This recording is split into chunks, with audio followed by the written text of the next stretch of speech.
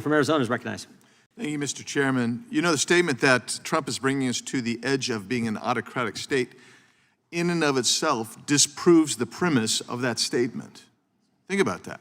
It's absurd. Under the First Amendment, the general proposition is that government should not be regulating the content of its citizens' speech. You have the opposing idea that it's the responsibility of government to decide not only what its citizens should think, but what content they are allowed to see and engage with. To some, the reality of the government regulation of speech may sound like it's a distant, authoritarian notion that won't come to the United States of America, but I would ask you to just think back again.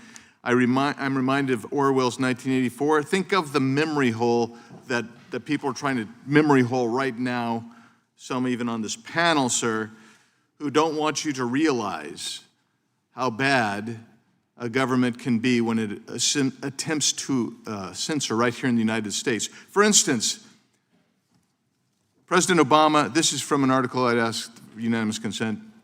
President Obama has been the most aggressive administration in history, not only going after whistleblowers, but after pursuing reporters who write their stories.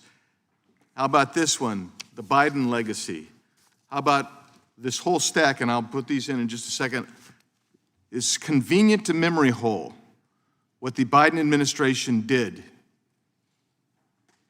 what they did to suppress dissent and contrary opinion. I'll get into that in a second.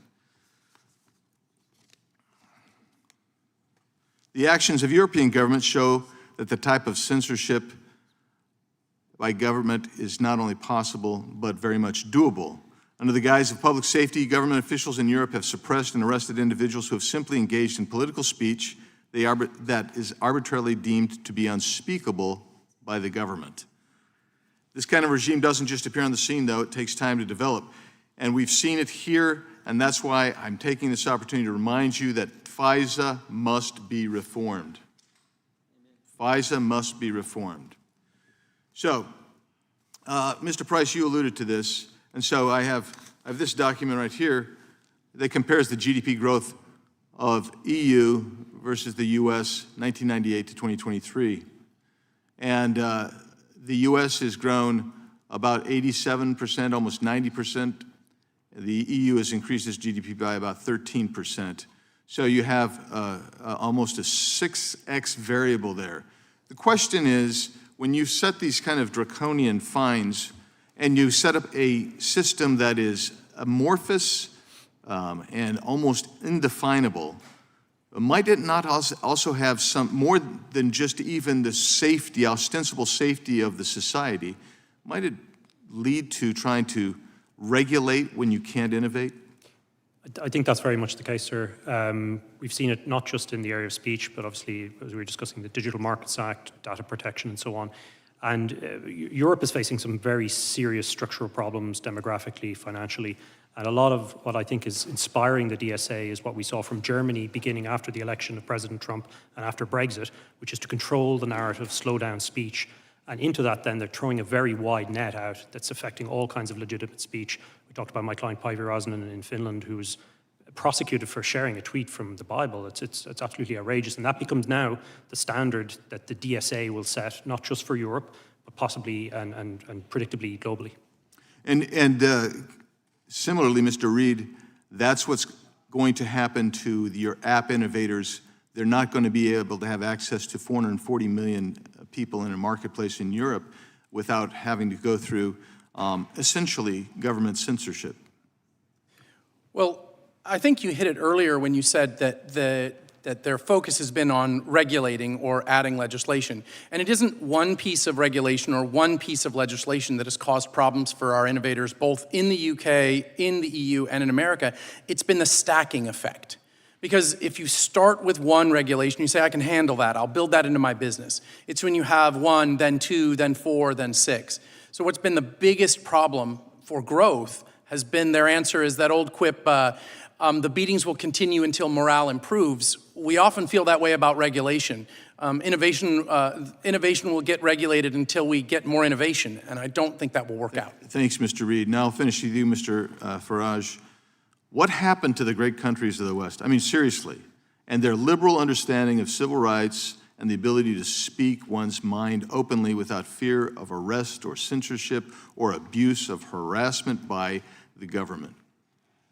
I think what went wrong in many ways is we forgot why we actually had those liberties and had those freedoms in the first place. We forgot that, as I mentioned, I touched on earlier, we forgot the huge sacrifices that were made by citizens alive at that time to defend those principles against tyranny and against dictatorship. We've kind of lost our way in understanding why we are as we are, and I think that has permeated through the education system, or I'm not sure we've been teaching good values. The slavery comment was made earlier. I completely understand there's nothing good about slavery, but take our country, we spent decades driving slavery off the high seas. So whilst we were perpetrators to begin with, we actually, in the end, drove it off the high seas. So we need to teach our kids a sense of balance about our history, about the sacrifice that's been made. That's my feeling. Mr. Chairman, I have some unanimous consent. Gentleman is recognized.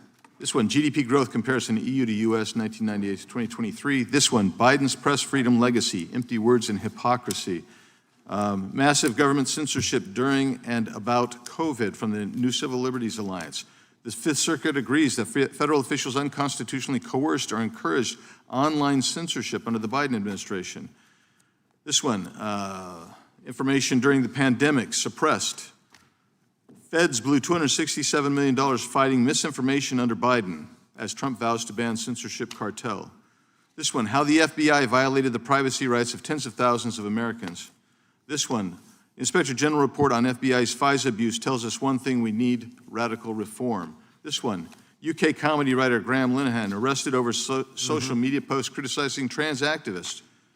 Why did Lucy Connolly receive a 31-month sentence for Southport tweet? Policing thought crime should have no place in the UK. Britain's emerging police state. Knock, knock, it's the thought police. As thousands of criminals go uninvestigated, detectives call on a grandmother. Her crime, she went on Facebook to criticize labor counselors. This one, UK steps up free speech crackdown as armed police arrest comedy writer Graham Linehan at Heathrow Airport. And this one, Britain's new thought police, how labor plans to police your online speech. Thank you, Mr. Chairman. You bet. Without objection. Mr. Chair, I'd like to offer two unanimous consent requests. I'm not going to challenge the farce as much as the gentleman and the others, but two that records letters to you, one to you and one to Commissioner